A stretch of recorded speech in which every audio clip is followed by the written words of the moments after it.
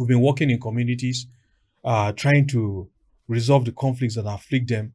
And when you get into those communities, what you find at this time is the people who are tired of the conflicts, actually. The problem is, and what I want to put out is, how have governments at the state, at the federal, and even at the local level actually tried to involve communities in trying to find solutions to the conflicts? Why should Nigerians be afraid when a Nigerian government agency either funds NGOs or funds the media?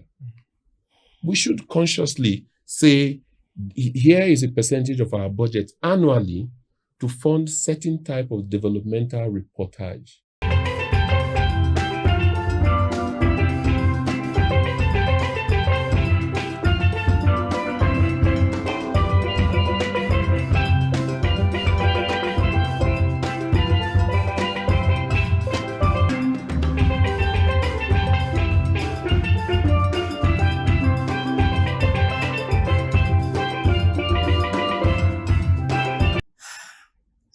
When can Nigeria find peace? Like, how soon would that be? This has been the big question on our minds.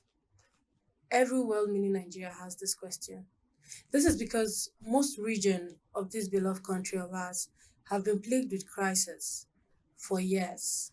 Some pre-independence, others post-independence. However, all of these conflicts have left scars on our hearts as families, as communities, and as a nation. And we've all been busy throwing blames here and there. The media has been blamed for being part of this issue, for their lack of understanding of the situation in this fragile zone, and also the lack of sensitivity when reporting stories from this zone. We also have people apportioning blames to the security outfits, to the government, and even to our weak government institution. This and others will be part of our conversation today on the Fifth Estate Live. I have with me two very wonderful individuals in the studio. I have to my immediate right, Mr. Odo Diego. He's a media expert. And to my far right is Mr. Terfa Philip. He is the program officer for the United States Institute of Peace. So we'll be having a conversation. We'll be having conversation around all of these issues. And don't forget to join the conversation in the comment section, and also like and share this video. So I'll be starting with Mr. Terfa. With your experience with regards to peace and conflict resolution globally and also in Nigeria, do you think that the people, like communities, are part of these issues when it comes to how long conflicts have lingered in some of these fragile zones? Well, first of all, thank you for having me in the studio. I'm elated to be here on your program, the Fifth Reign. Well, so first of all, when can Nigeria find peace? Now, there are a couple of things that we need to reflect on to really try to see how soon that can be. And there are three things I would like to put forward. Now, why is it that we don't have peace in Nigeria? What are those things that are making us not have peace in Nigeria? And how can we then find that peace in Nigeria? Now, looking at the why now, I would say when you look at our history, like you started correctly, and just situate that in the context of a country that was formed from British colonialism, bringing together different people of different backgrounds, religions, cultures, and all of that, into an amalgam of a country, you understand? Now, in that context and that situation, when you look at Nigeria from 1960 till date, have we really agreed as a people that we will set aside those differences, not throw them away, but as a people set them aside and look at ourselves as Nigerians and try to build a nation on that basis? I don't think that has happened. And for me, that is why, and that is why we have always continued to be plagued by all of the different issues that are afflicting this country today, whether the conflict, the governance issues, and all of that. Now, what are those things that are now causing all of these conflicts. You look at the issues of terrorism, banditry, unemployment, poor governance, corruption. All of that cumulatively are drivers of these conflicts that are plaguing Nigeria today.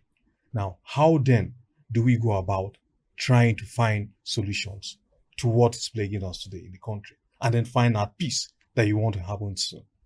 For me, basically, I'll start by saying now, we need to be truthful to ourselves, to our actions, by trying to define the vision of what we want for Nigeria as a people. Then try to look at all of those issues in terms of the conflicts, the governance issues, and all of that, and agree to ourselves. Not just political statements or trying to be political now, but objectively trying to, as a people, work closely to find answers to those questions, all the things that have been, the issues that are creating the conflicts that we are experiencing in the country today. You talk about communities. Yes, in my work, we've spent, I'll say it since 2018, we've been working in communities, trying to resolve the conflicts that afflict them. And when you get into those communities, what you find at this time is the people who are tired of the conflicts, actually. The problem is, and what I want to put out is, how have governments at the state, at the federal, and even at the local level actually tried to involve communities in trying to find solutions to the conflicts? What my work has exposed is that really hasn't happened over the years. You find that governments at the federal, state level, and even at the local level just come up with strategies and feel that those things can actually solve those conflicts. It's not been the case. The more we've tried to engage communities and so what we do is we try to create a situation whereby we give communities the opportunity by creating the platforms for them to directly engage with state government actors, security agencies, and all of that. And in that work, what we found is that anytime we've engaged communities, they are able to define those problems better than those government officials. And in that process, also try to find solutions to those conflicts. And in those particular instances, we find that the work has been easy and we're able to make more headways. So I feel that the more we try to involve communities in this conversation, the better we will be in trying to find solutions to them. Thank you. Well, I would agree with you on that. But before I come to Mr. Diego, I want to put this out there. So when Mr. Terfa was speaking, he said, why have we as a people not set aside our differences and embrace nation building? And I want to ask you, dearly beloved viewers, why have you not embraced your individual strengths as an Igbo man, as a Yoruba man, as a Hausa man, as a Fulani man, a Tiv man, a Nupe man, Igede, Akweya, or whatever language you speak? Why have you not embraced your strengths and put away your difference from the next person and just use your strengths and complement each other so we can build one nation? Tell me in the comment section, because this seems to be one of our major problems. So to Mr. Diego, as a media practitioner, Mr. Philip said something. He talked about the community involvement in this whole peace and conflict resolution thing. As a media person, do you think that the media is doing justice to reporting stories from the grassroots? Because this conflict, this crisis happens at the grassroots. It doesn't happen at the State House, not at the Aso Villa, but in our communities where we have farmers, fishermen, and the rest of them. Do you think that the media do justice with regards to reporting stories from these zones? I think the media is highly rated and almost overrated. And I say that within a context where the big wigs that do not believe in equity, that do not believe in the nation, are mostly the owners or the ones who control the media. And they've made sure that the laws that govern media practice are such that you can't even have a very vibrant and thriving media that is independent I mean, we've got quite a vibrant media practice. But if you've got a nation with the kind of difficult terrains that we have, how do we ensure that the reporters understand what is happening at the local level? For me, we blame the media almost a bit too much, because most media organizations don't have what it takes to have the independence. Journalists are not insured, they are not properly remunerated. So you expect them to go into a conflict zone and report in places where they know people have been killed and the government structures never responded. Journalists have been killed, whether it's right from Delegiwa in 1986 to now. The journalists, Godwin Agbroko, different journalists that have been killed in the line of their work, nothing has come out of it. How much can journalists and journalism do? That's in terms of even the safety and the remuneration of journalists. Then you now talk of people who don't even believe in equity. As a nation, I think we are founded on the basis of inequity. All the issues we discuss in this country is because people believe I am above the law, the others are the ones that should be affected by the law. All animals are equal. But Some are more equal exactly. than others. So whether you talk of lack of education, where people don't send their own children to the public schools, but they are the ones making policy about public schools. They don't use public health care centers, but they want to make policies about it, and they are controlling the resources about it. So in general, we tend to not think that we are equal in the country, and even the citizens go to the church and mosques and shrines to go and pray to protect their oppressors. So there's a thing that I think we're shifting too much to the journalists to play a role. As in, we know media is powerful, the media is powerful, but I'm saying that there's also a national consensus that is absent. And we want just the media to be the only one to create this national consensus, which is an arduous task. It's achievable, but let's not push it only on journalism. Okay. So going forward, right? Recently there was this workshop, TV design and content creation workshop by Search for Common Ground, sponsored by European Union. So I want to ask you, Mr. Philip, as one who is with the International Peace Institute. So on this program, this workshop, the Search for Common Ground talked about their involvement or their engagement with about 66 communities from 33 local governments in 3 states, that's Delta, Bayelsa, and Rivers State, in ensuring that they carry everybody along through this journey of transforming criminality and violence in the Niger Delta. So as one who have been in the global space for peace and peace building, right? How effective do you think this thing is? Because I see that sometimes you go to these communities and you engage them in a conversation as to how do we resolve all of this. And somebody is telling you, if you open shop for me, if you buy me Njima the grand pepper, if you buy me sewing machine and stuff like that, do you think that these things are the essential things needed for the peace building, or they are also part of it, or they are just frivolities? They are not frivolities at all. And again, you need to understand people's context to be really understand, to get a sense of where they are coming from. Now, when you deal with community folks, you need to understand where they are also coming from. Peace building as a whole, it's a whole gamut of different things. You understand? It's not just about saying there's a conflict, and after the conflict has ended, we're going to come in with interventions and all of that. Peace building starts from making sure those conflicts don't even start in the first place. So what drives those communities into conflict? Most times, if we look at it, is deprivation. You understand? There's lack. So for them to really be at peace, it's beyond just organizing conferences and workshops and telling them that, look, you have to make peace and all of that. Some people even benefit from from that chaos. So some of the community members are actually benefiting from that chaos. So if you don't want them to benefit from that kind of situation, what do? Those incentives actually really, really need to be in place. So for us development partners, one of the things personally that I always say is that when we do these interventions, there has to be some kind of multiplier effects down the line.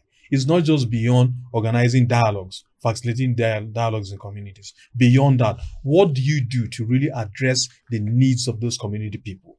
So if communities are telling you that I need a sewing machine, for instance, that sewing machine might just be what keeps that person busy, that takes him away from engaging in something that creates chaos in the community. So what the community people are saying is that we've spent a lot of years over time on my project facilitating dialogues in communities, and this has come up even with some of the facilitators that we train. They will tell us that now we've organized dialogues, these people have agreed to come to peace, but they're asking us, so what next? What do we do to earn a living? You understand? To our livelihoods, how does this matter?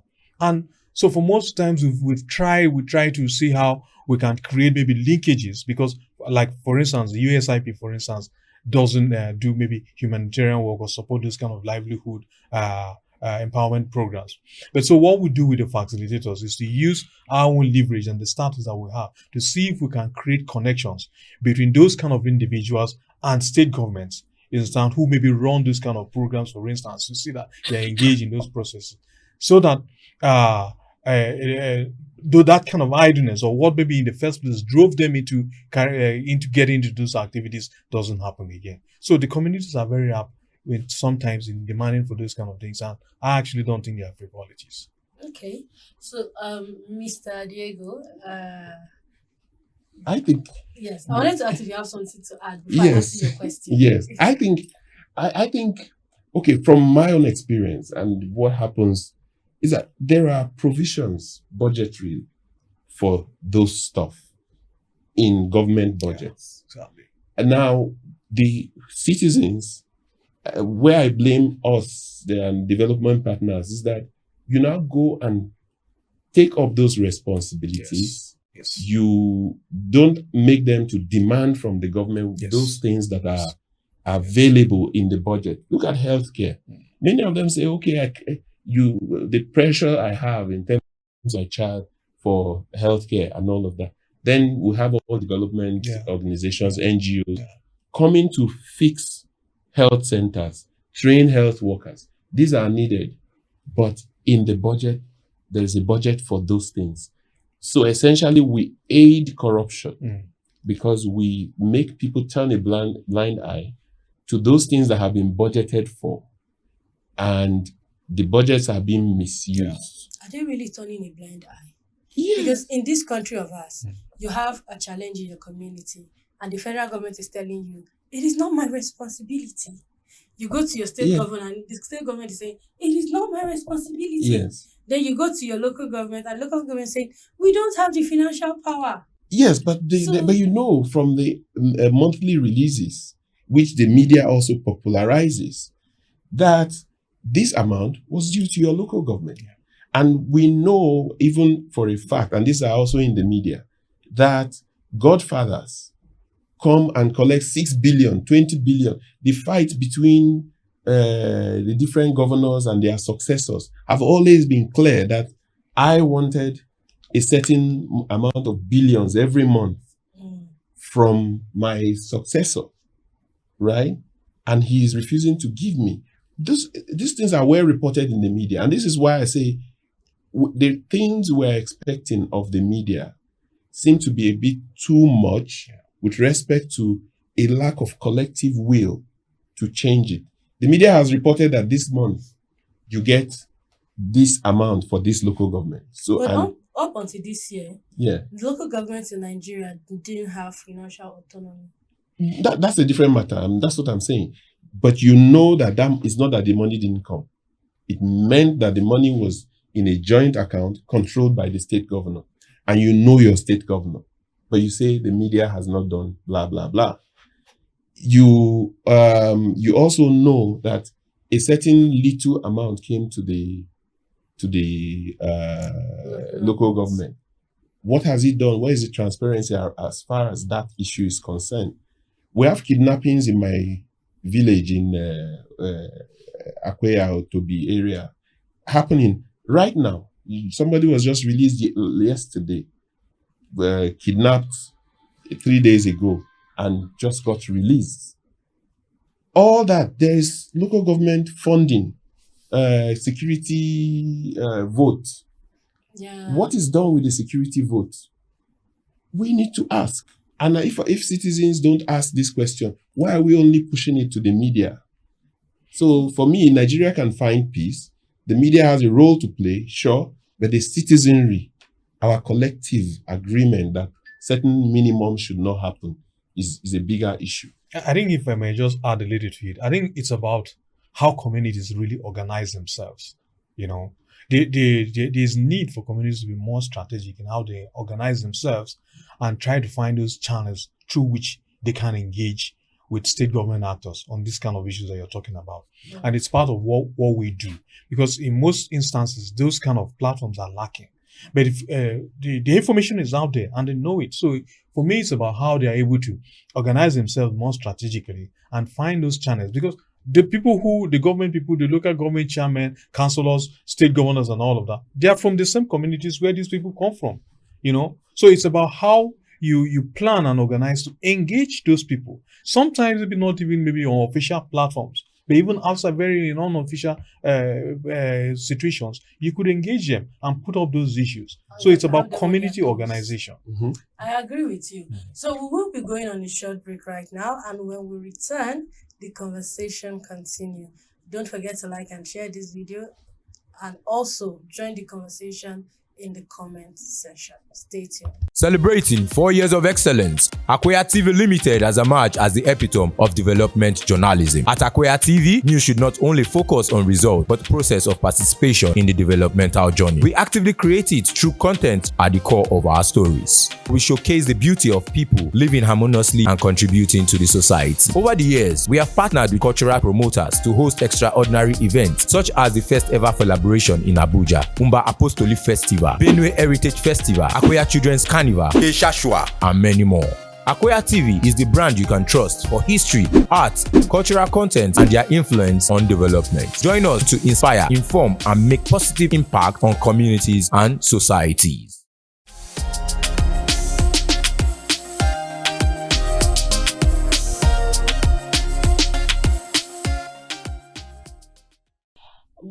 Thank you for staying tuned. If you're just joining, it's the Fifth Estate Live on Akweya TV. And of course, I'm yours truly, your very nice, beautiful, and humble host, Hope Williams. And I've been in the studio with Mr. Odo Diego and Mr. Okeyodo. Yes, Mr. Odo Diego Okeyodo. He's a media expert, and Mr. Terfa Philip, who is the program officer for the United States Institute of Peace.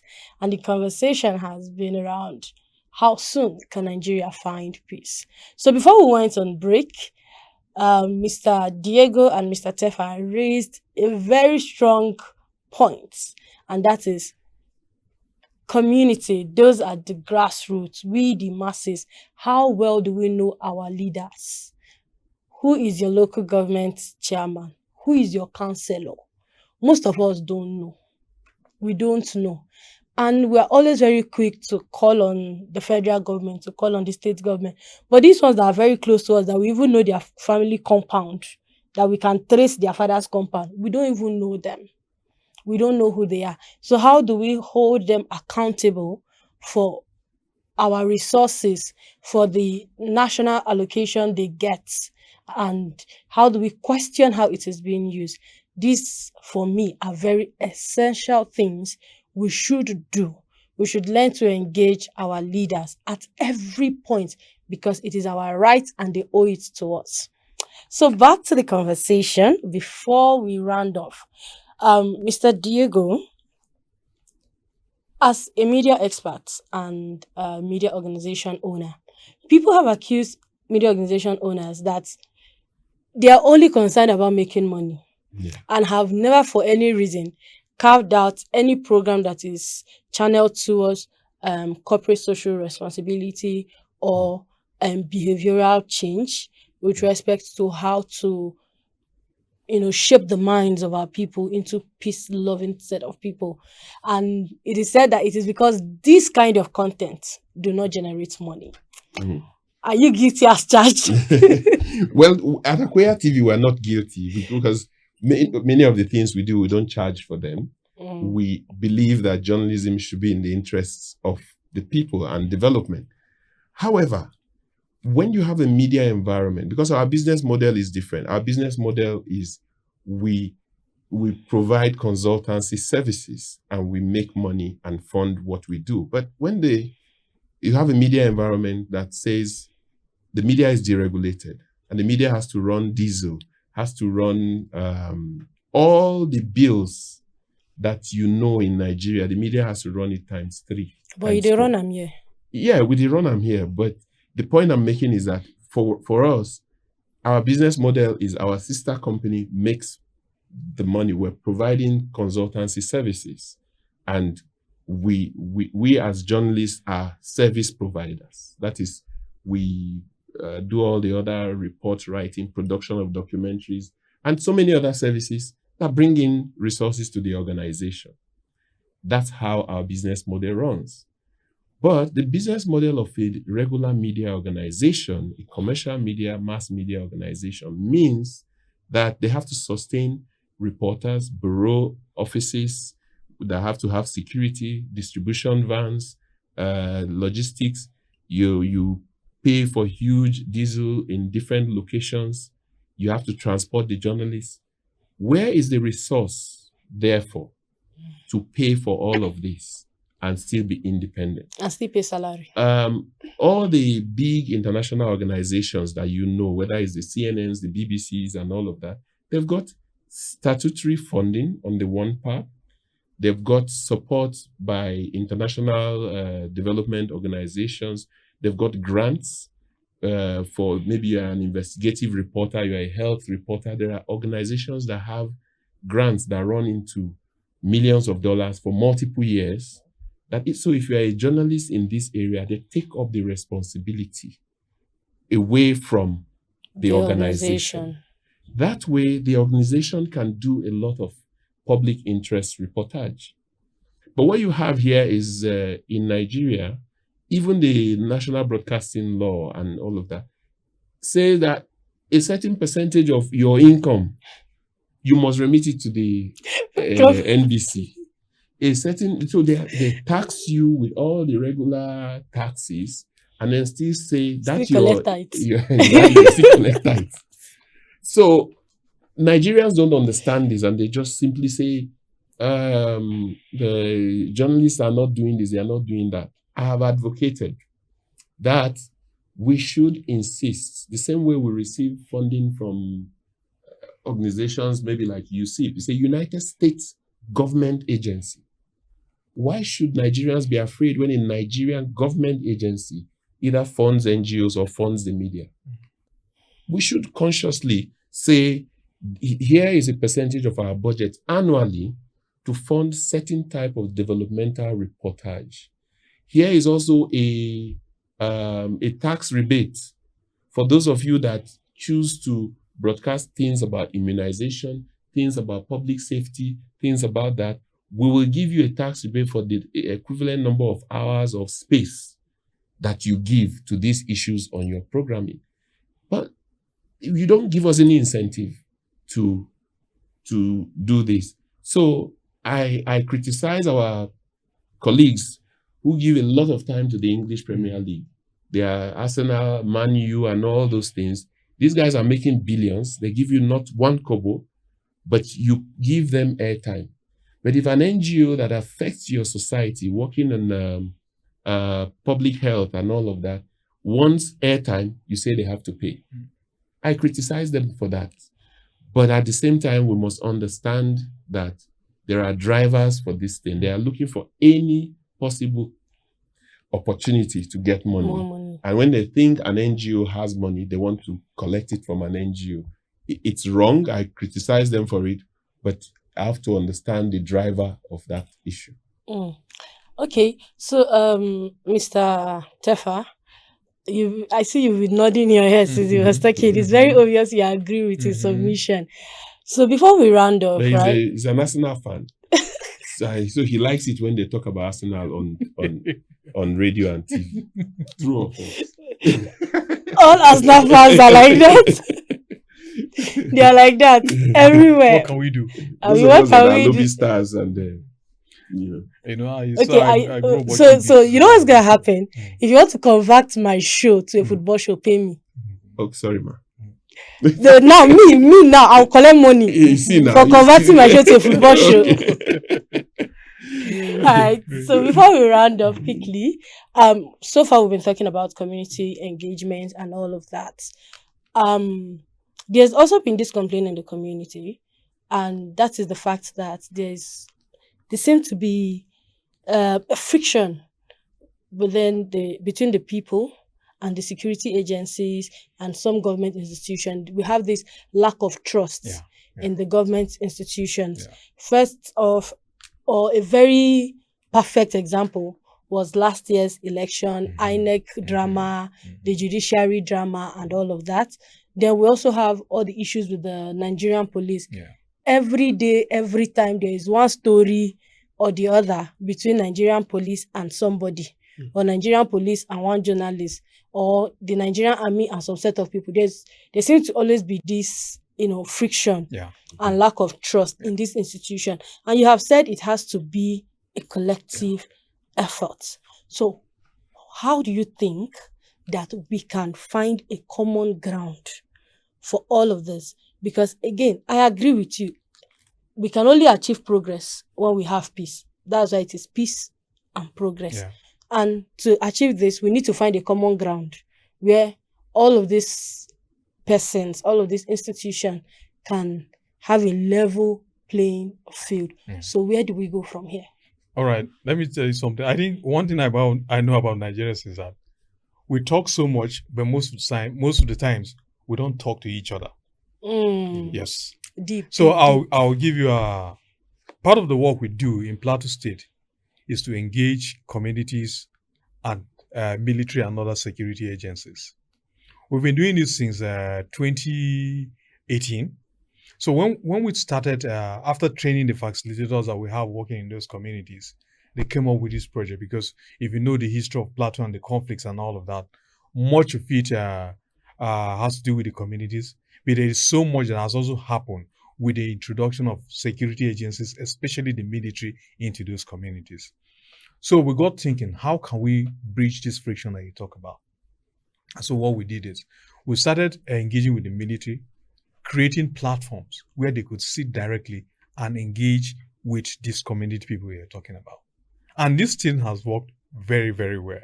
It's been so successful that today, some of the communities that we're working have created WhatsApp group that involve some of the security agencies and the military people, where they are proactively communicating with themselves.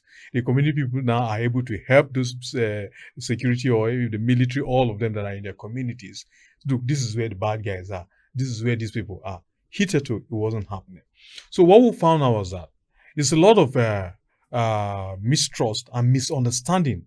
In most cases, sometimes about the security agencies, what they're supposed to do in those communities. The misconceptions on both sides. What again from the military side, what we also notice that sometimes when they get into those communities, there's really no proper understanding. At the top level that may exist, but among maybe the lower ranks, sometimes they really don't understand what the missions are. And in those kind of situations, sometimes there are excesses. And that's what leads to those frictions. So we found out that in some of those communities in Plateau, sometimes when the security agencies come in, for instance, everybody is branded a criminal. So it creates more tension. So what we did with those dialogues was to find opportunities where these people can engage themselves.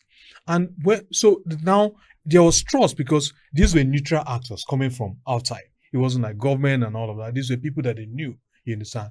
So once those platforms were created, we got the military on board, got the community on board. And I'm saying this because these are models that can be scaled. You understand? For other people who are doing this similar kind of work.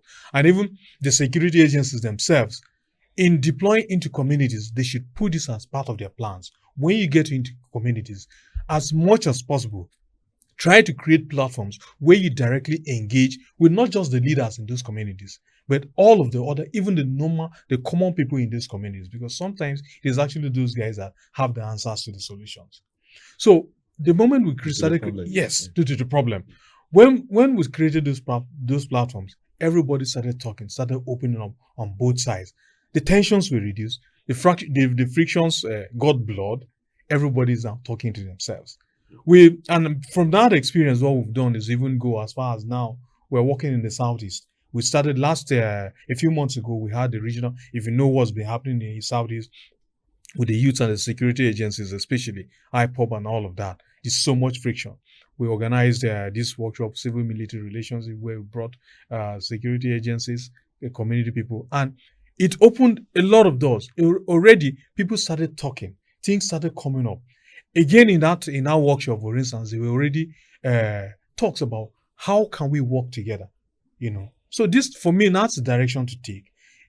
Like we say, this thing is a collective, and if we are to address these things, everybody has to be taken on board.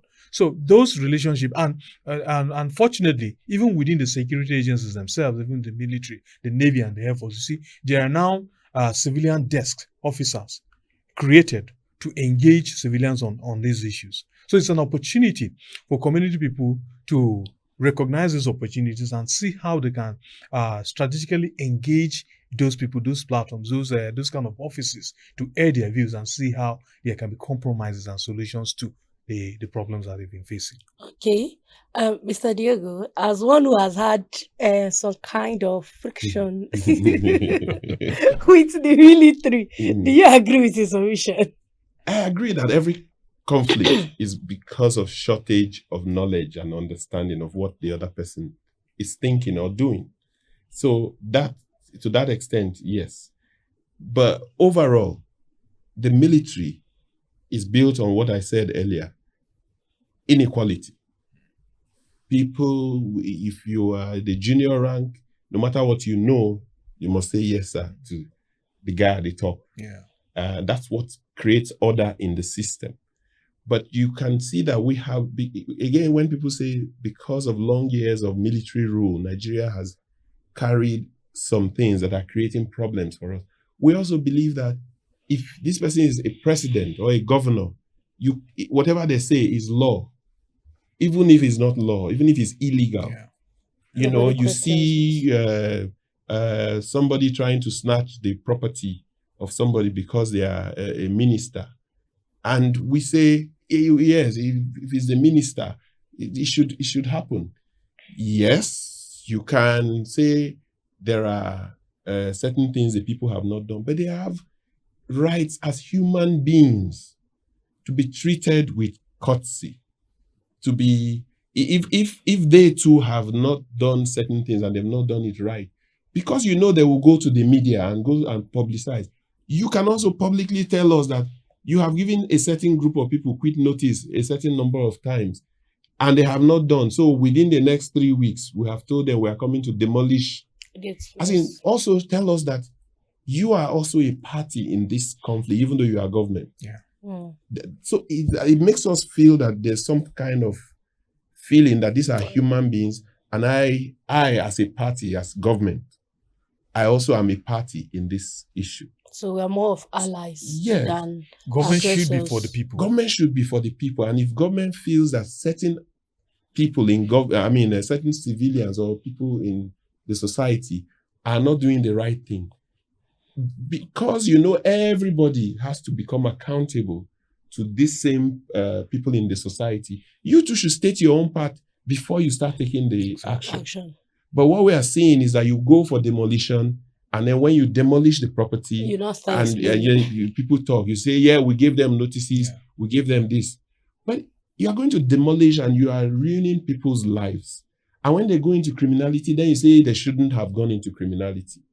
But if you set the public against them by saying, this is the rule we all agreed for our society. We have notified these people so number of times that they should comply with this, and they have refused. And therefore, in 2 months' time, in 1 month time, we are going to apply this, I'm sure the people will be on your side. So this basis of inequity, lack of accountability, and all of that in the society is really at the core of our issues. Yeah. Okay, so before we round off the show, I see Mr. Terfa agreed that inequality is the foundation of our bulagan in this country. So any What's final Bulagan? word? Okay, bulagan is actually problem. In which language is this one? That's I learned it Have you heard from it before? I learned it from one Hebrew man. Bulagan. I learned it from one Hebrew man. He keeps telling me, think about you make it too much bulagan. So it means problem actually. So any final word to that Well, so effect? my final word is this. Just like we've been talking, for us to find peace in this country, there are a couple of things that needs to be done. Government needs to live up to its responsibility of providing for the citizens, because most of the conflicts that we find in this country are driven by from deprivation, lack. I feel that if people are gainfully engaged, so many of these people will not get into those places that are doing all of those things. So opportunities have to be created by government. The citizens on their own also have to live up to their responsibilities of continuously engaging and demanding from government what needs to be done. If everybody plays their own part, is government is for the people, as should be, and the people also on their own part own up to their own responsibilities to the government, I believe that we'll find peace in Nigeria soon. Okay, Mr. Diego, from your own standpoint, let's have your final word. Final word is from his final word, that people having their responsibility to the government and taking responsibility for their actions. I think that the irresponsibility we see from the government and government actors starts from the irresponsibility from the citizens. A person comes to you contesting for office, says, this is my manifesto, I will do this, I will do this. You say, the manifesto will go chop, give me money. If he gives 1 million people 5,000, that's 5 billion. If he gives traditional rulers money, that's a lot of money. And so when he comes into government, why should he start prioritizing you first? So I think that people in the Nigerian society also need to know that part of the irresponsibility we see in government is starting from our irresponsibility as citizens. Yeah. And that is why they are selling jobs, they are selling contracts, they are selling everything sellable to make money to recoup that investment. That's the problem lies with us as citizens and our common agreement.